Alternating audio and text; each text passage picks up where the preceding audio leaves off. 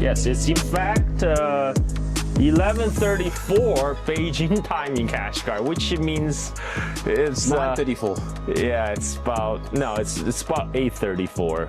Okay, because Kashgar, Urumqi is about 2 hours behind Beijing time. Kashgar is more west, so we're like 3 hours behind Beijing time. I know you've explained this. Yeah, but do it again. Why? So China runs one time zone on the Beijing time. This is in order for the train schedule to remain consistent throughout the country. But we are right now in the city of Kashgar, which is geographically closer to Baghdad than it is to Beijing. So we're like almost 3 time zones removed. So if it's 11:35 in Beijing, and it's really only 8:35 here because the sun just came up and it's very nice. It's very complicated. Yeah, very. Because whenever you ask anybody anything to do with the time, you have to double check. Is it Beijing time? In Xinjiang, yes. Yes. If you're in Xinjiang, you just but we'll just keep it consistent. Beijing time, one China. This is one China policy, one time zone. It's Chinese time with socialist characteristics. Yes, yes. We are in Kashgar, and there is a statue of Chairman Mao that's here, which you said has significance. But not just that, today is also quite an important day. Today is a national day in China, which celebrates the founding of the People's Republic of China on October 1st, 1949, when Chairman Mao ascended the Tiananmen Gate and announced Chinese people have stood up. The People's Republic of China is now formally founded. So now we're in year 2025. So it's been, what, like 70... shit, I have to do math. well, it's 70 years this week since Xinjiang became autonomous. It's 70. Yeah. So that happened in 1955. So we just add 6 years to that. So 76. Today is the 76th anniversary of the founding of the People's Republic of China. You are such a terrible stereotype of a Chinese guy. You're supposed to be good at maths. I'm trying to break the stereotype. And why is the Mao statue significant here? Well, actually, because Mao, every Chinese city used to have a lot of Mao statues, but many of them have come down since the end of Cultural Revolution. So I grew up on the campus of Chongqing University because my dad was a lecturer at Chongqing University. And I remember when I first arrived in Chongqing University for my elementary school, I started at my elementary school there in 1982. There was still a giant Mao statue in the middle of the square. But before my first year of elementary school is over, that Mao statue got pulled down. And so Kashgar is one of the few Chinese cities that still has a Mao statue. So we are going to hopefully go and find it. Mm-hmm. I already found it on a map. It's 25 minutes walk from here. All right, so it's not far. Yeah. So we can find it with ease, and hopefully it's close enough for us to actually get to. Yeah, it's 25 minutes walk. No, I mean the physical statue. They haven't. Right. So I don't know. I have never been to Kashgar before, so this will be a adventure for both of us. In the old days, you should just walk right under the statue, but because today is National Day and also the 70th anniversary of the founding of the Xinjiang Uyghur Autonomous Region, there might be additional security measure. We don't know yet. We'll find out when we get there. So Mao is probably one of the most interesting historical figures in the world. I mean, he's right up there alongside Stalin and Hitler. And just like Hitler and possibly even Stalin, there's a huge amount of misunderstanding, particularly in the West. Often in the West, Mao, Stalin, Hitler, they're often juxtaposed together, but they're three very different people. So for Mao, he was born in 1895, the year when China was defeated in the First Sino-Japanese War. It was a quite shocking event at the time because for thousands of years China was a preeminent power in East Asia, and Japan was like the student. China was Sifu, the master, but now the student have defeated the master, and it sent shockwaves through kind of the Chinese elite. They realized, okay, we have to do something different now. Whatever has worked before, Confucianism, all that, is not working. We have to adjust to the times. And the time was when all different Western imperial powers was in China, jostling for power, carving up a sphere of influence. And Mao, Mao, by the time he was 18, the Chinese Revolution happened in 1911. Did I do my math right? More or less. Okay, maybe he wasn't born in 1895. Maybe he was born in 1885. But anyway, I have to check. This issue with maths is a recurring theme, yeah. I went to Caltech. I graduated from Caltech, just so people know. and in any case, so when 1911 rolled around, Chinese Revolution happened that overthrew 1,000-year-old monarchy in China. The emperor is gone. So at the time, Mao was, I believe he was 18. And he actually joined the revolution as his province of Hunan declared independence from the Qing Empire. But the revolution was quickly over because at the time, it resulted in a compromised truce. What happened was the Qing Imperial Army, they sent General Yuan Sikai to suppress the rebellion. But Yuan Sikai had his own ideas. So he negotiated with the revolutionaries, say, okay, how about I will just make the Qing Emperor abdicate, but you have to make me the president. So that deal was reached, and Yuan Sikai went back to Beijing and said, sorry, Chao Emperor, you have to vacate your thrones. And he became the first president of the Republic of China.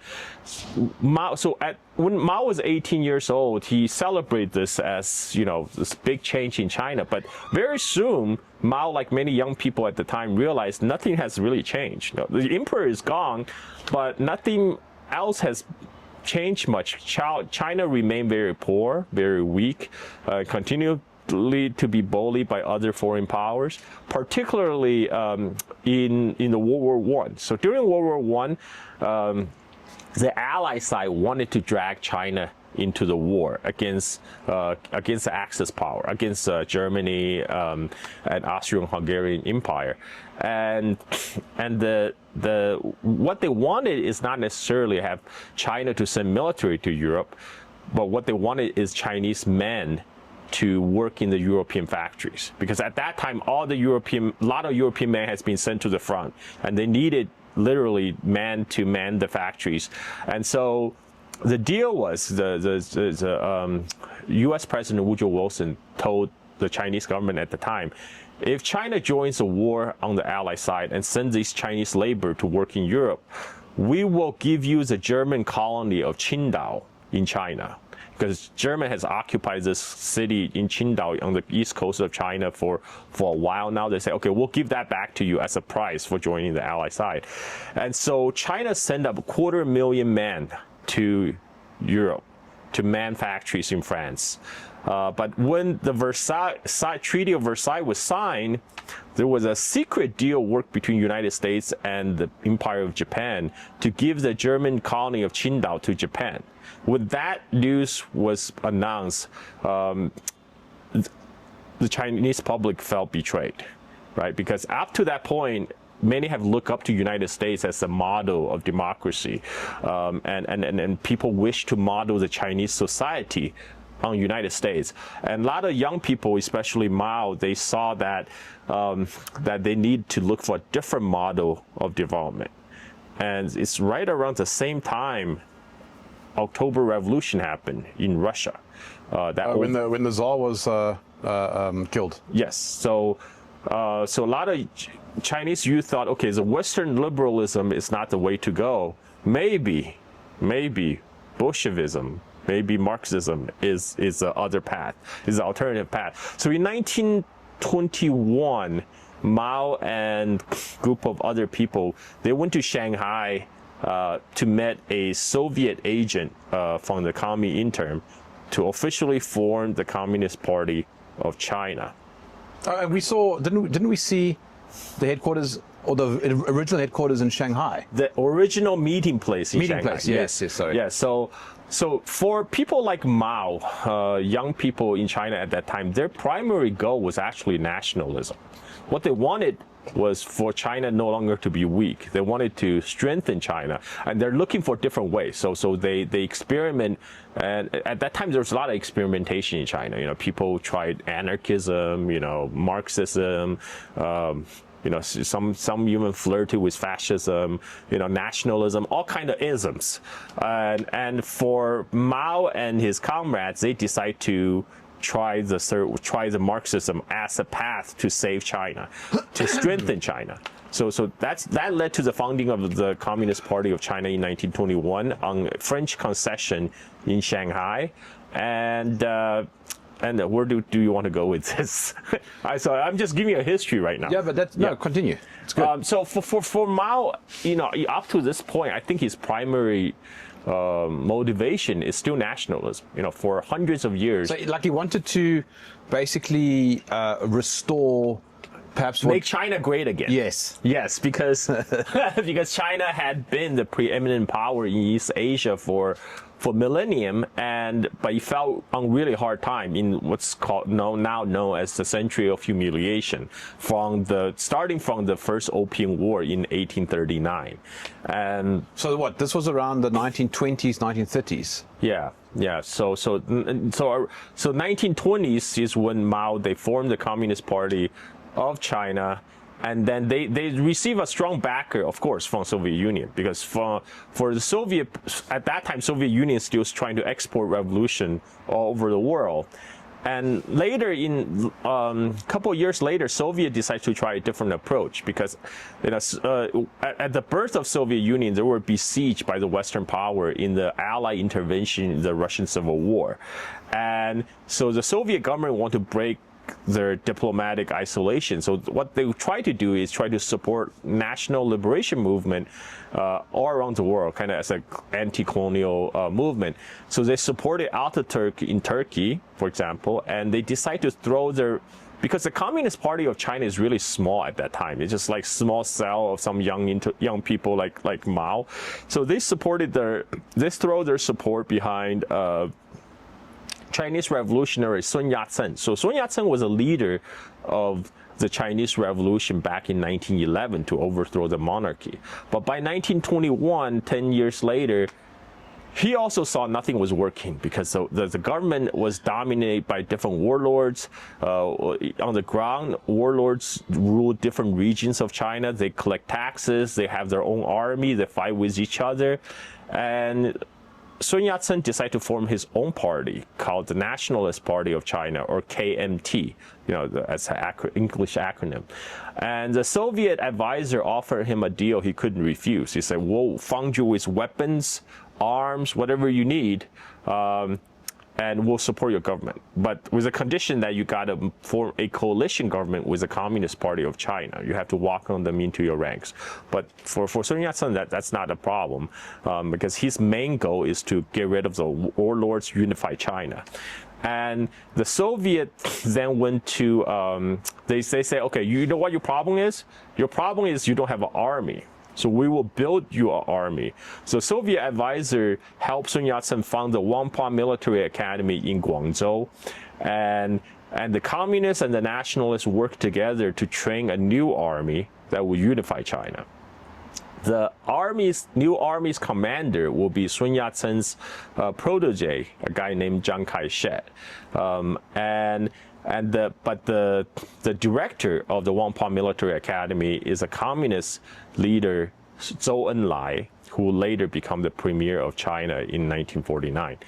And everything was hunky-dory until Sun Yat-sen passed away in 1925, and Chiang Kai-shek consolidated his power through his control of the military. And then in 1927, they launched the Northern Expedition against the Chinese warlords in the north from Guangzhou, which is near Hong Kong. And they marched across China. When the army was approaching Shanghai, Zhou Enlai snuck into Shanghai to organize all the trade unions to stage a uprising, a rebellion against the warlord's government in Shanghai, and they were able to take over the city of Shanghai, and the warlord's army fled. And that actually alarmed Chiang Kai-shek as the leader of the nationalist army. He saw the power of the communists in organizing the leftist unions and all that to take over one of the largest cities in China. So, and he always had the suspicion that communists' ultimate goal is like complete takeover. And so he decided to strike out preemptively. This started the Shanghai Massacre in 1927. He worked with the Shanghai Mafia, the Green Gang, to kill 5,000 union members, communist sympathizers, etc. So that led to the break with the KMT and the Communist Party. But the KMT army went down, they keep on pushing north, so eventually all the northern Chinese warlords, they all bent their knee and pledged allegiance to the KMT government. So Chiang Kai-shek became nominally at least the leader of China. While Mao at that time, he went to hiding in the countryside, where he led a peasant rebellion. And then they marched into a mountain called Jinggangshan in southern China, where he founded the first rural communist base in China, in Jiangxi. And then for the next, so this was like 1927, 1928-ish. So for the next 7-8 years, Chiang Kai-shek tried to send different extermination campaigns to try to wipe out these rural communist base. And one thing that Mao did was he innovated upon the Soviet system. So in the Soviet system, you would have a commander and a commissar, right? But Mao felt that was not enough. You need to have a commissar even at the company level. So Mao famously said, the power comes from the barrel of a gun, but the party must control the gun. So that's why he put a commissar is a member of the Communist Party who will assist and sometimes take over from the commander. So he put a commissar at every company level. But in the mid 1930s, there's a lot of rural communist base in China. So the Soviets sent a German guy, Otto Braun, to act as their envoy representative. And somehow because he came from the Soviet Union, he had a lot of power. He sort of kind of took over, like Mao was kicked off to the side and they decided to adopt, he kind of took over kind of the military planning and everything, but it was a disaster. The nationalists, they also had on their side assistance from Nazi Germany, because Germany was after World War I, Germany was severely punished by the Allies. Yes. And so for the arms industry, it was like absolute the dark ages, except the only bright spot for the German arms manufacturer was China, because at that time, China was in the warlord period. Everybody needed guns. And so they sourced from Germany. And so the Chiang Kai-shek maintained that relationship with Germany all the way from Weimar's Republic all the way to Nazi Germany. And they were getting German advisors to train the Chinese army. And Chiang Kai-shek's German advisor was better than the communist German advisor. So they forced the communists to abandon their base in southern China to embark on the so-called Long March. At that time, the communists were just trying to flee. They didn't know where they were going. They were just wandering all the way across China, all through southern China. And in that process, Mao was able to reassert control. He said, like, okay, you guys screwed up. Nothing was working. And he had enough army supporters who supported Mao's rise to power. So Mao was affirmed to be the leader of the Communist Party of China during the Long March because of previous failure of the Soviet advisors. So and then Mao, one day he read in the newspaper that there was another nationalist extermination campaign of a communist base in northwest China, and he thought, oh, there's still a communist base left, so let's go there. And that led to all these remaining communist army survivors to march to North China base. And this is when the Chiang Kai-shek wanted to wage a final extermination campaign against the communists. But instead of, so at that time, Chiang Kai-shek was nominally the head of the government in China, but there's still many other warlords in China. So what Chiang Kai-shek wanted to do, he wanted to kill two birds with one stone. So he wanted the other Chinese warlords to go fight the communists for him, so to weaken both, and so he can take over. And one of the Chinese warlord he assigned this task is the Manchurian warlord Zhang Xueliang. Now, Zhang Xueliang was in control of all of Manchuria before 1931. And at that time, Chiang Kai-shek was fighting a war with other northern Chinese warlords. It's called the Central Plain Wars. Over 1 million people, 1 million troops were involved. And Zhang Xueliang, being one of the most powerful warlords, decided to throw his support behind Chiang Kai-shek. So he led the bulk of his army from Manchuria across the Great Wall to take over Beijing. And Japan took that opportunity, particularly the Japanese Guangdong Army officer took that opportunity to launch the Mukden incident in 1931 to take over Manchuria. So for Zhang Xueliang, he lost his home base, but he was being sustained by budget from the nationalist government of China. Chiang Kai-shek said, no problem, you can go fight the communists for me, I will still pay your army.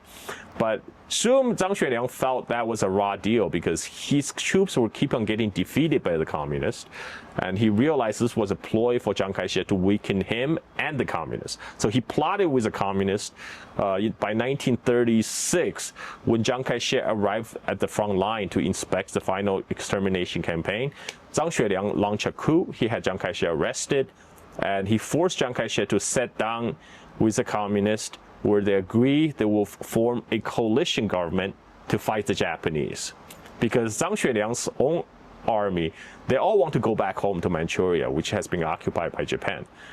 So this led to 1937, the full outbreak of war between China and Japan in the Marco Polo incident.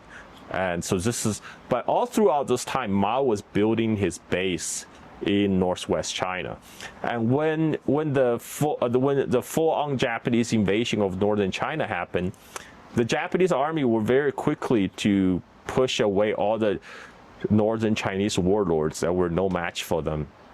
That created a huge power vacuum because Japanese were primarily interested in capturing big cities and establish control over the transportation lines like railroad in between them. They don't have much interest in the countryside. So that created a huge power vacuum in the Chinese countryside when the former control collapsed. So the communists took this opportunity. Mao sent his army to cross behind the enemy line in the occupied zone to establish communist rural bases in the Japanese occupied zone. And this would be crucial because the communists basically established a parallel government in the occupied area. So all these village head, during the daytime, they will have to answer to the Japanese and pay taxes. But at nighttime, the communists will come and collect taxes and dispensing justice. So that situation lasted throughout the war. And the result was the communists were able to gain control of much of northern China countryside by the time of Japanese surrender. Because by the time of Japanese surrender, Japan essentially only controlled the big cities and all the railroad linking them, but nothing in between. And this set the stage for later for the Chinese Civil War, when by the time of Japanese surrender, the communists already had 1 million men under they could already mobilize 1 million men in their military, whereas Chiang Kai-shek had about 4 million men. I'm getting hot, and I think we need to check on our washing. I agree. Okay, let's pause, hold on that thought, and we'll come back after. We haven't done washing in days because we've been on the road.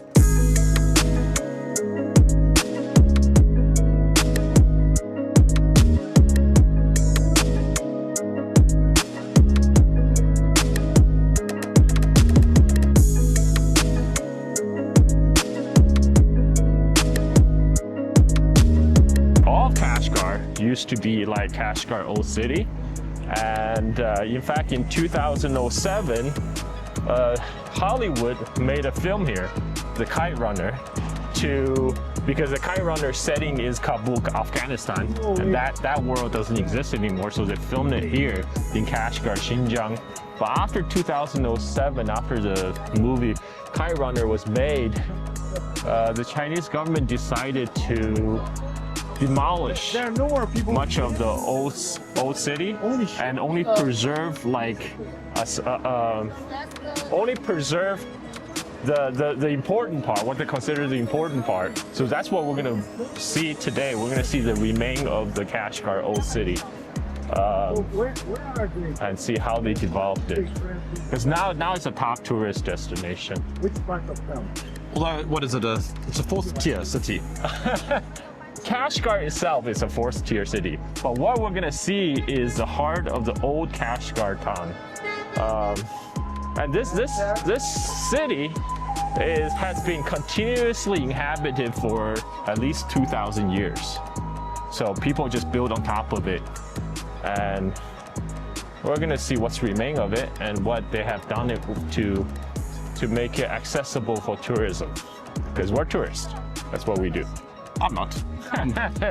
Dude, I'm a local. Yes, you are a local Tajik. Wait. Just tell the story quick. Okay, so we went through a lot of security checkpoints, and a lot of security checkpoints in Xinjiang, they just tell you to look straight into the camera, facial recognition camera, and then they tell you to buckle your safety belt and then they wave you out. Most cases. In the car.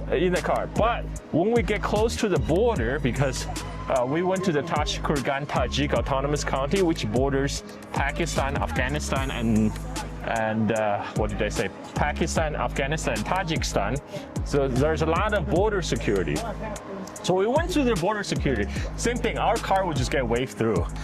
But our second car, which has Pepe and our Russian photographer stand on it, they always get stopped and get checked for passport. So we were puzzled for a while. Why is that the case?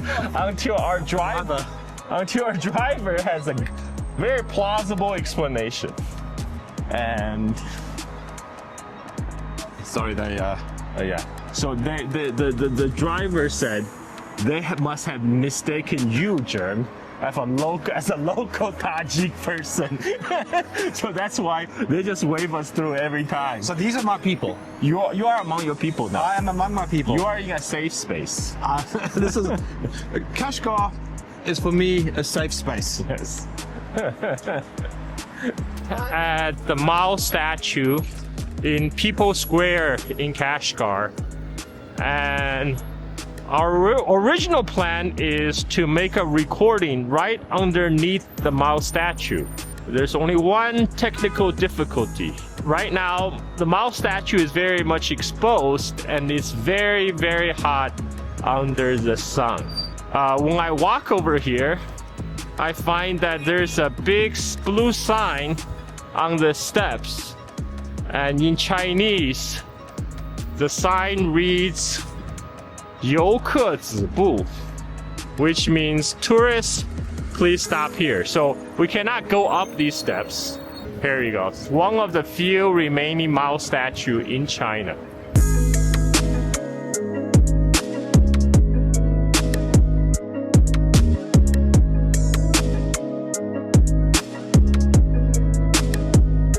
This coffee's not very good. Why can Chinese people not get coffee right?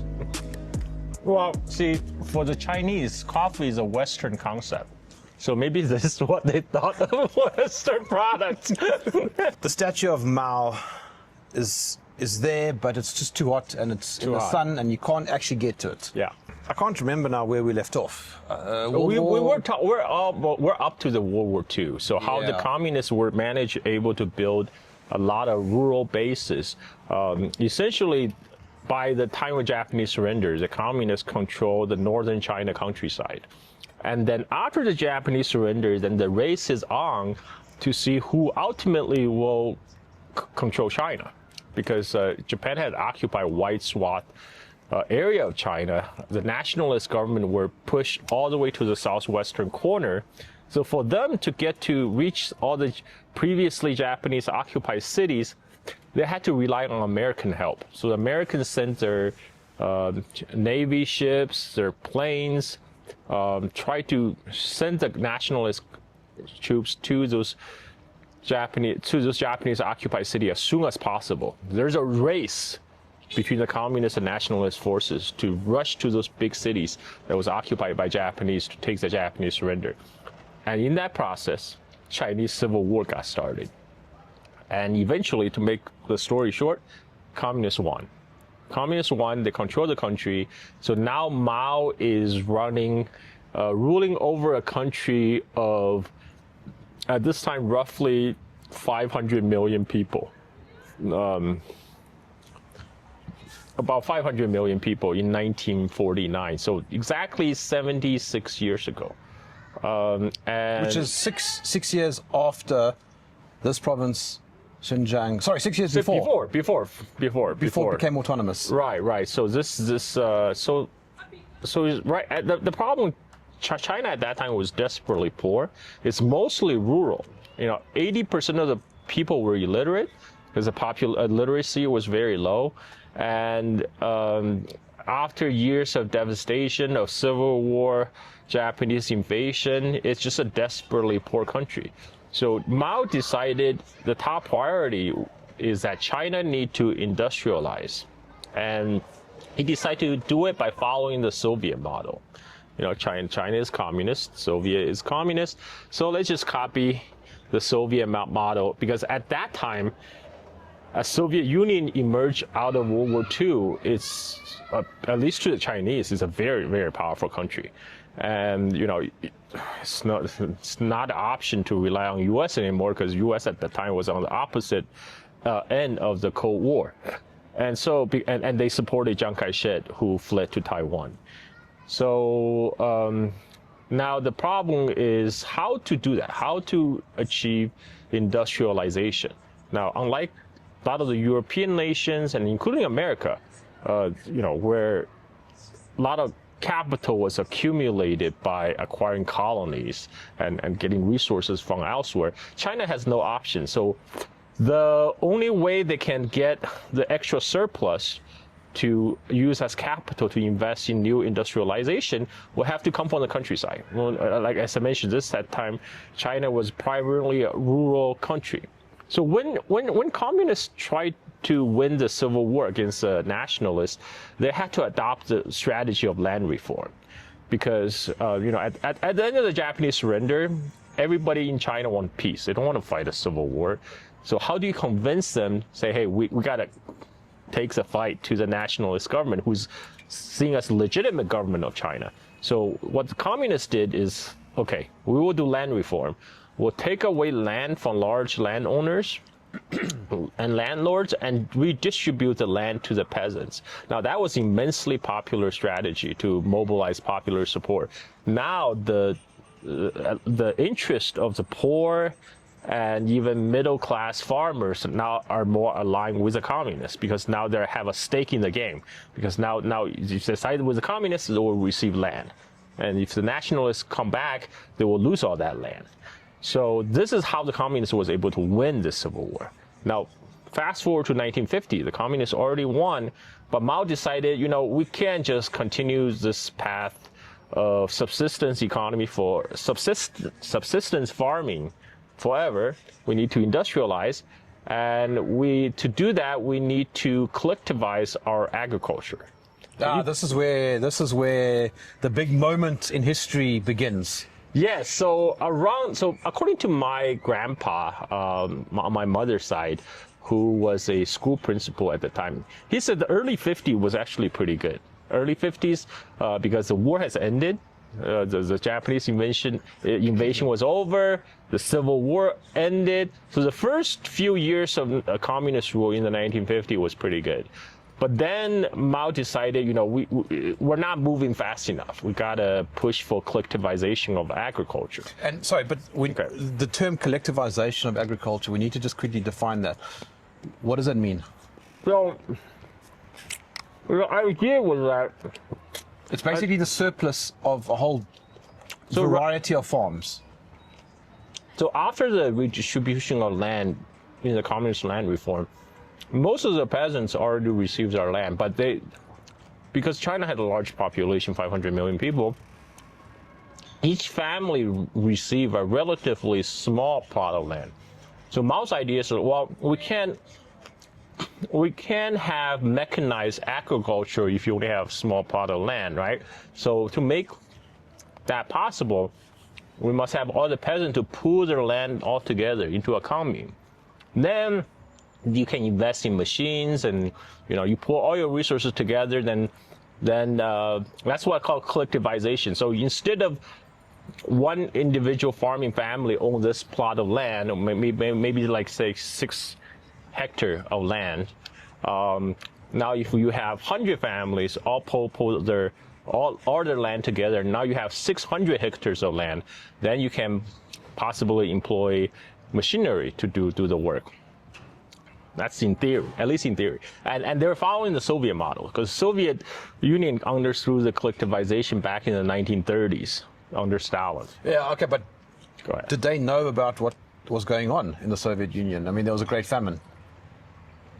That is a good question, because in the 1930s, the communists in China were still busy fighting against the nationalists, or fighting for survival.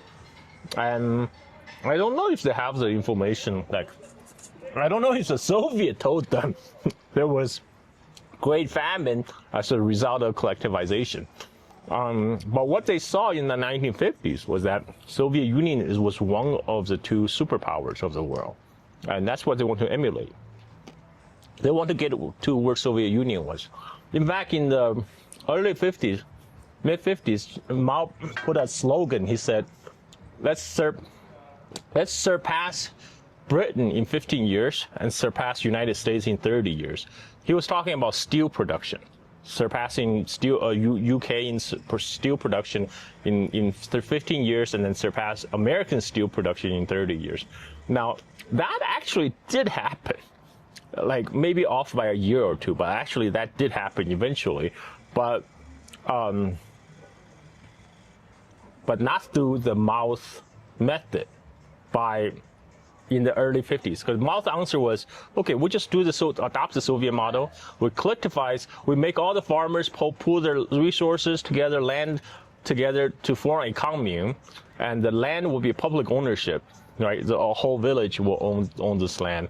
But the problem with that is you kind of skew the incentive.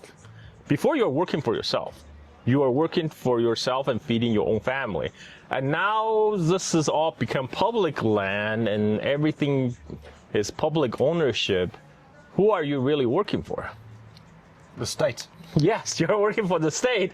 And that's not very strong motivation for average farmers, right? I mean, when they're working for yourself, the benefit is very tangible. If you work hard, you might get more surplus grain, and you sell and you get more wealthier, right? Whereas when you're working for the state, how does that work? And on top of that, the state was actually taking, they're mandating now all these farmers produce must be sold to the state. They monopolize the market. They got rid of the free market for rice. So one thing they push for is nationalization of industry as well in the cities. So all the previously private enterprise in Shanghai, they were all asked to be nationalized. So like now everything, the individual owners were asked to sell their factory to the state. So they will have the unions running the factory. But in fact, it's really having the state running. Everything becomes state-owned industries between 1955 to 1957, like a period of 32 years. And in the countryside, it's commune. All the peasants' land now got collectivized to form a commune, and you no longer have individual private land ownership.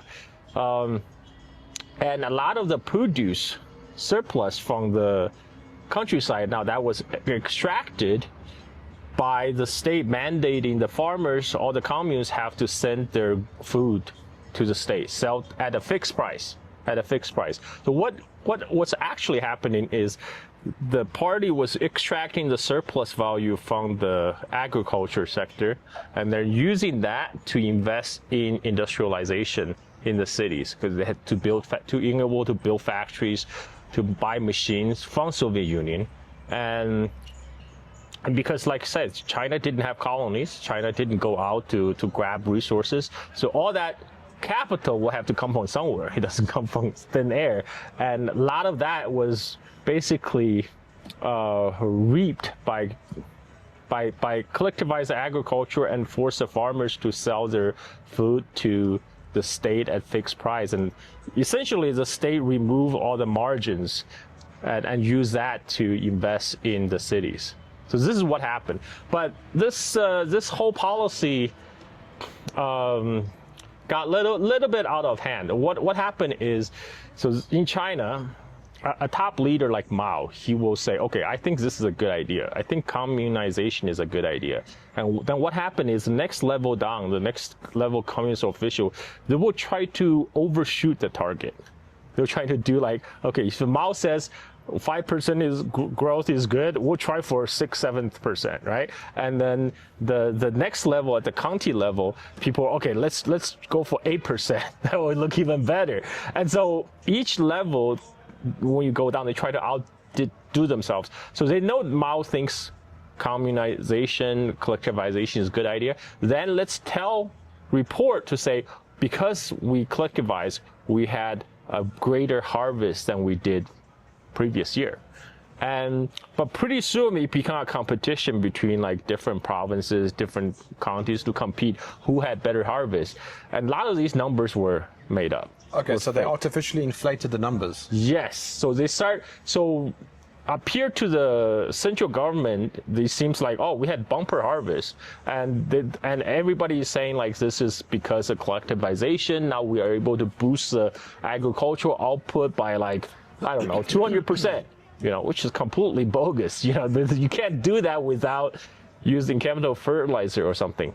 And now, because the central government received the report that there's so many grain available, so, okay, well, we need this grain so we can export to Soviet Union to buy exchange for machinery, right? Makes sense.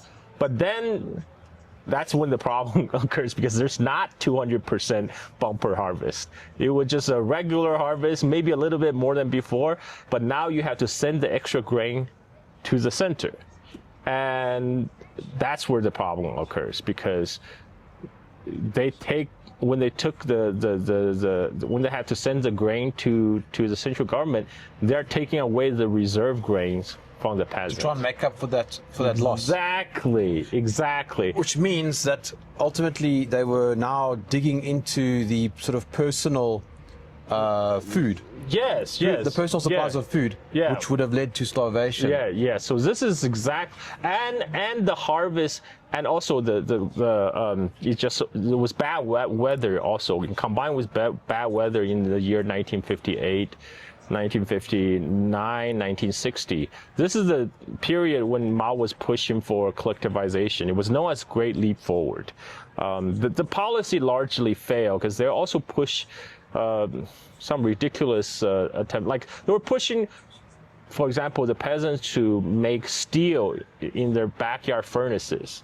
And the way how are they going to make steel? They melt down their farm tools to try to make steel. But those backyard furnaces usually not very equipped to make real steel. So in the end, you just destroy your farm tools and you still have no steel. And so all these badly planned effort resulted in the Great Famine. So hang on. All right. So Mao's policies led to millions, potentially millions. Yes. Or I say potentially tens of millions, because we Yes. don't know the exact numbers of Yes. people dying. Did Mao know about it? Now this is a good question. I mean, eventually they did. Eventually, I mean, after 3 years, you can't hide the size of the famine. So Because it's possible that in the first year he wouldn't have known. right. So what happened was so actually this is interesting because even as early as 1958, 1959, there were already reports from some sectors say, okay, we can't do this because there's not going to be enough food around. And so Mao convened a conference in Lusan, like a resort, mountain resort, have all the top communist officials to attend to discuss how they're going to carry out the Great Leap Forward, right? Like to discuss including any potential problems. So the defense minister of China, Peng Dehuai, at the time, he did his own research and he realized Great Leap Forward wasn't working. So he wrote his own critique, like in a report sent to Mao. But this was bad timing because this coincided with what Khrushchev was doing in Soviet Union, which is de-Stalinization. Khrushchev denounced Stalin, and including for failures of collectivization and stuff like that. And Mao didn't like that. Mao thought Khrushchev was destroying the prestige of the Communist Party, because at that time, people have to realize Stalin was held in very high regard after World War II in many countries. And he was seen as like kind of this father figure for many communist parties all around the world. And Mao thought Khrushchev's de-Stalinization destroyed that image. There's a bit of a commotion happening. Oh, yeah. So there's a bunch of people walking behind us. Some guy fell. Okay.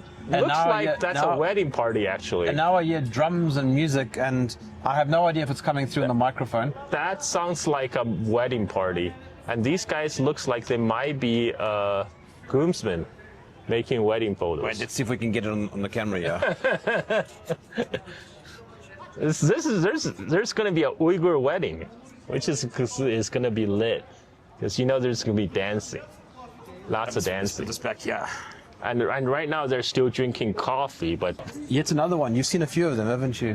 cause, you know why? Because our tour guide told me wedding in Kashgar could take place for 3 days straight. That's insane. And 3 days. And yesterday was China's National Day, which kicks off an 8 days China's National Week, like holiday, 8 days holidays. So a lot of people choose to have wedding right now. Oh, I see the bride now. I found the reflection. I saw the bride. So there's a lot of people choosing to have their weddings right now because it's a long vacation. All right, let's get back to where you were. So back in the 1950s, so when the defense minister Peng Dehuai sent his critique of Mao, Mao immediately thought about what Khrushchev was doing, and he was thinking this could happen in China. His own authority could be challenged, and so he publicized Peng Dehuai's report. He had many copies made and distributed to the rest of the Communist Politburo, and as a result, Peng Dehuai was the one who was criticized during the conference. So that suppressed any kind of dissenting voice, any opposition to the program of Great Leap Forward, and that led to, again, the continuation of the disastrous policies for the next 3 years. That led to tens of millions of people being affected. How many people died? We don't really know. Because back then, it's not like the government was doing census and tabulating the death. But what we did know is in the 1980s, there was a high communist rank official. I think he did a back of the envelope estimate. He said it could be as high as 30 million people that died because of the famine. Okay, so let me tell you a personal story. Yes. Because Yes. my home province of Sichuan was one of the hardest hit. Which, by the way, makes, I think, my favorite meal here in China. Sichuan is known to have very good food, very good cooking. But Sichuan is also known as a bread basket of China, kind of like what Ukraine was for the Tsarist Russia and Soviet Union. And now I'm quoting a Communist Party official obituary for the then governor of Sichuan, who was the governor during that time. It says the central government sent the orders to him that he needs to send food up out of the province. Because why? Because if they cannot afford to have people starve in city like Beijing or Shanghai. Everyone will know about it. It will be bad publicity. It will be big PR disaster if people in Beijing and Shanghai are dying. So that's why Sichuan, as a breadbasket, needs to send food. And it's also said everybody knew what the consequence that would be. Which Wait. You're right. Here comes the bride. My great grandma at that time, what she would do. As a result of the decree from the central government, all the surplus food from Sichuan was sent out of the province, and that led to not enough food for the farmers in Sichuan. And my great grandma at the time, she would try to conserve food. She would try to give all her portion to her only granddaughter at that time, which is my mom. My mom, yeah. So and because of that, because of malnutrition and not enough to eat, she fell sick and died. She fell ill and died. That's terrible. And that's the cause of the deaths for most people. It was because of malnutrition, not enough to eat, and they became susceptible to illness, and many of them became ill and died. And Sichuan was one of the most hardest hit province. And but we still don't know the exact number, but the governor at the time was one of the most hated person in the Sichuan province, because everybody knew he carried out the policy of sending out all the reserve grains from Sichuan out of the province. But when the Cultural Revolution come around, which we'll get to later, when the Cultural Revolution come around, a mob of people took his son and beat him half to death and tossed him into a furnace while he's still alive. Gee. And because there was so much hatred for what happened before. Who was then responsible? Was it Mao? Well, I think he bears responsibility because of his vision of China, moving China toward this path to utopia, and I think he had a sense of urgency because Mao felt he was not getting any younger, so he wanted to push China along this path towards the communist utopia that he imagined, which is, equality and abundance and all that. And that's why he had the slogan of surpassing UK in 15 years and US in 30 years in steel production. But I think he's not an economics expert, and in this instance, he committed a grave error, and he committed even a bigger error when he suppressed any dissent to his policy, when he had his defense minister arrested for voicing opposition, and that kind of effectively silenced any other channel of dissent, because they saw what happened to the defense minister that was arrested because his opposition, so nobody dared to speak up. And that led to the continuation of the policy for 2 more years, and that led to lot of unnatural death. Then why is he so revered here in China? Okay, so I'll get to that. Okay. But Mao's his legacy is not done, because of the Great Famine, Mao actually he took responsibility. He stepped down. He kind of went to semi-retirement. He led the day-to-day running of the country to his designated successor, Liu Shaoqi, and Liu Shaoqi's deputy, Deng Xiaoping.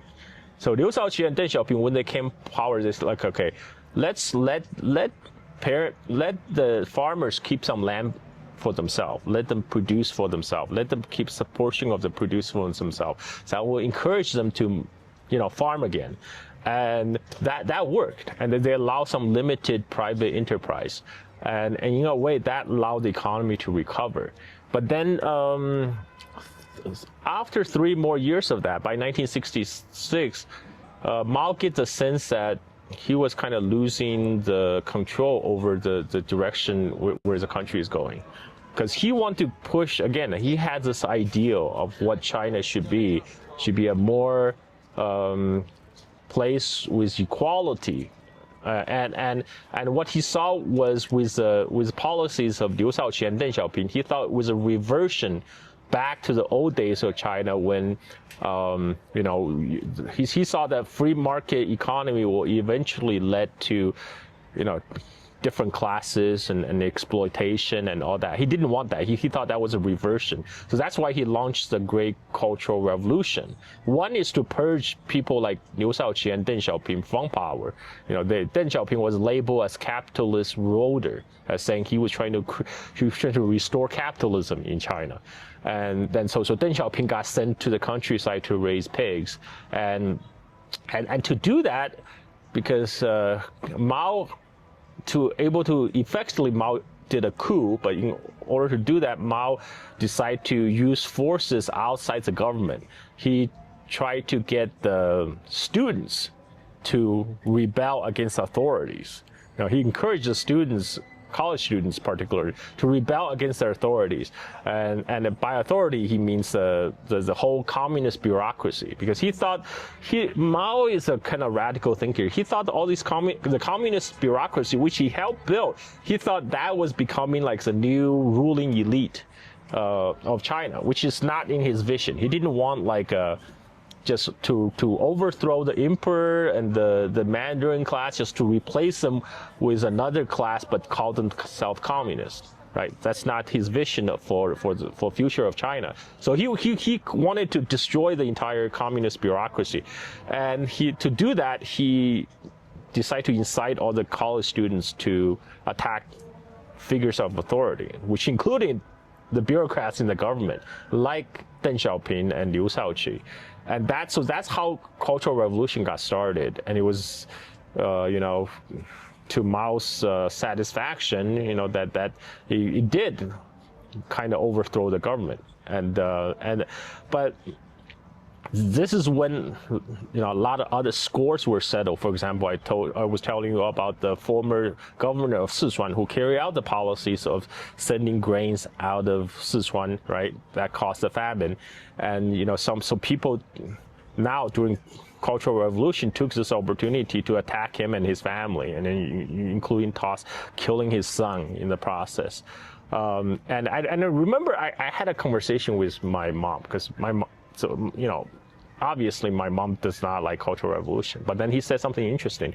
She said, if it wasn't for the Cultural Revolution, those communist officials would have never known what is it like to be at the end of struggle session, like what they did to others in 1956 when they did the anti-rightist campaign. There were other political campaigns before that. My grandpa was labeled as a rightist in the 1956 anti-rightist campaign, and my grandpa got sent to the labor camp. So my mom says, if it wasn't for the Cultural Revolution in 1956, those communist officials, would not have got a taste of their own medicine. What they did to. So that was a positive. This is like looking at the brighter side of things, like Monty Python when the Brian was nailed on the cross and they were singing, "Look on the bright side of life." That's when you set the bar quite low. Yes. Okay. Any questions? Okay, so let me ask again. Yeah. Why then is Mao revered? Right. But, I mean, I know that it's controversial, but I've seen a lot of his pictures. Yeah. So there's a famous communist official. I can't remember his name right now. And this is how he talked about Mao. He said, if Mao had died in 1949, right after he established the People's Republic of China, he will die a saint. Like he's kind of like a Nelson Mandela figure, but except like even more, right? And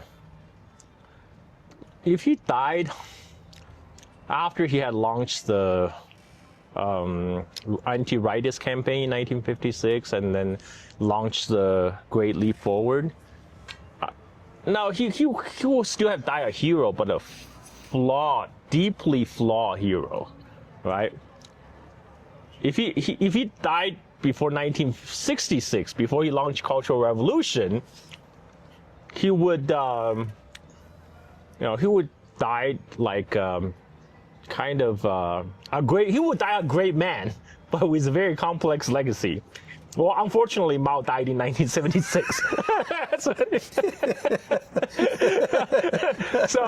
So I mean, at the time after Mao's death, there's actually a growing voice within the Communist Party of China to denounce Mao, like the way Khrushchev denounced Stalin, right? But Deng Xiaoping actually put a stop to that. He said, whoa, let's not get carried away, because Mao was so tied, his legacy is so closely intertwined with the Communist Party of China. If we denounce Mao, we're denouncing the party, So let's do this. Let's just say Mao made some mistakes, and he's 70% good and 30% bad. So that is the official line of the Communist Party. Mao is 70%, he done 70% good, 30% bad.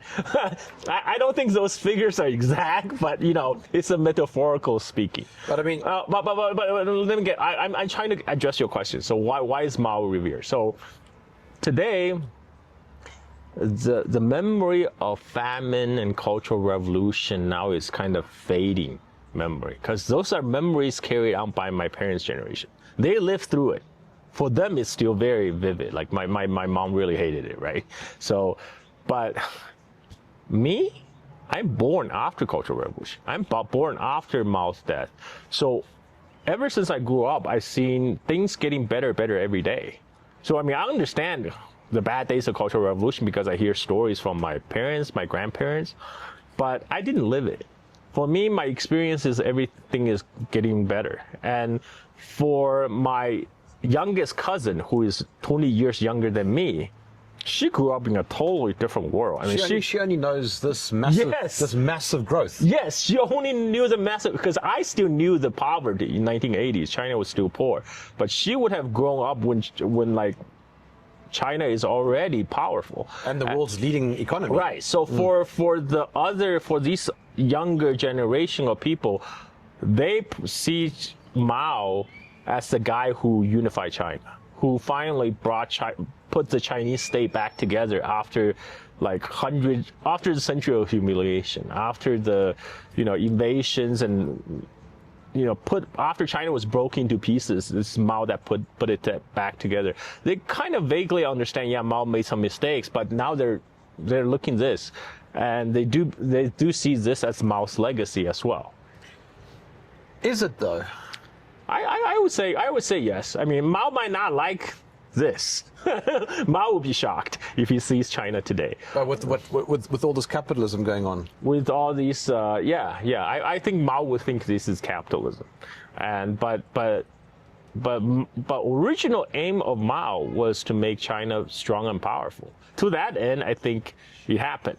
It already happened, but the thing is,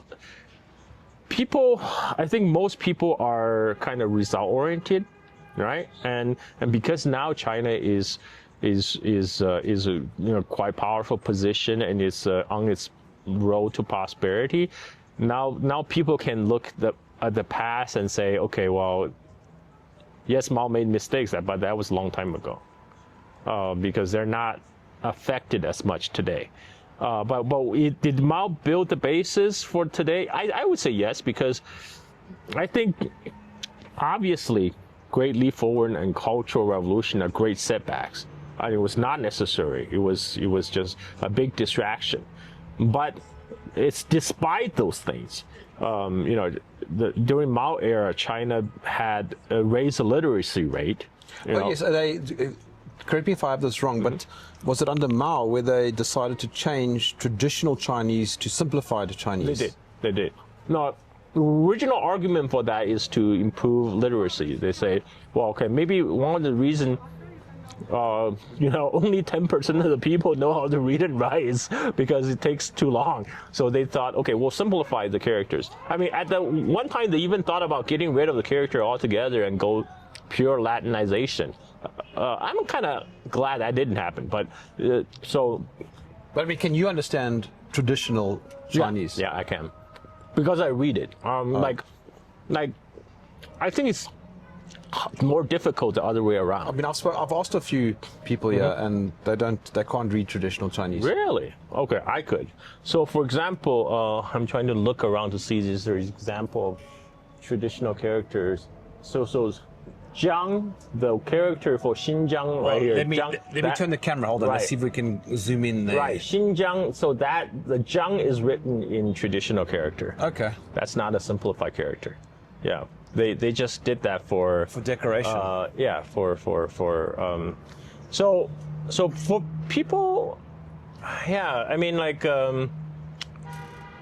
yeah, I mean, I have no problem reading. I mean, it takes a little used to. But the point is that the simplified Chinese potentially accelerated. Well, I don't know about that, because Taiwan right now also has a pretty high literacy rate, but they never made the switch. Taiwan and Hong Kong both have pretty high literacy rate, and they still keep the traditional form.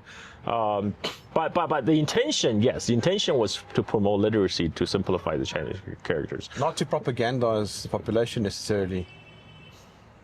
I mean, education, right? So there's some argument education is propaganda. So. But we also know that China's not very good at propaganda. No, I don't think China is very good at propaganda. But what they did do is they improved literacy rate. So by the time Mao died, China already have very high literacy rate. Another thing is that they reduced infant mortality. So back in 1949, the life expectancy of a Chinese person at birth is 40 years old. Now, okay, that doesn't mean that everyone was average 40 years old. It actually means there's a high infant mortality rate. When you average together, it looks like that life expectancy is 40. So what Mao did was he promoted the so-called barefoot doctors, who had basic medical training, but he will send them to countryside to provide medical services to the farmers. Now countryside is where most of the people live, and that fact alone actually drastically reduced the infant mortality rate in China. That made the life expectancy to go up. So today, Chinese life expectancy today actually surpassed that of the United States. Yeah, but so there are some basis. The Mao era built the basis for the later economic takeoff, because by the time Deng Xiaoping decided to liberalize the economy, China already have a large literate population who are well educated, well trained. They're very cheap.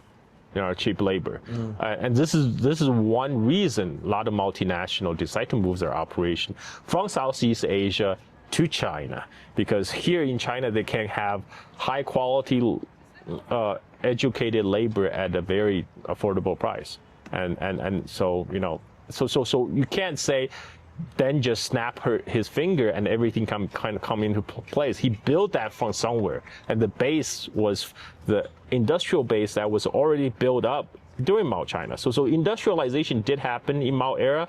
So now that did train generation of workers in kind of technical know-hows to work in the factories, to work with machine tools. So by the time then throw the doors open for the foreign investors come in, you already have a literate labor force, and who are well trained. Yeah. All right, dude, we got to go. Okay.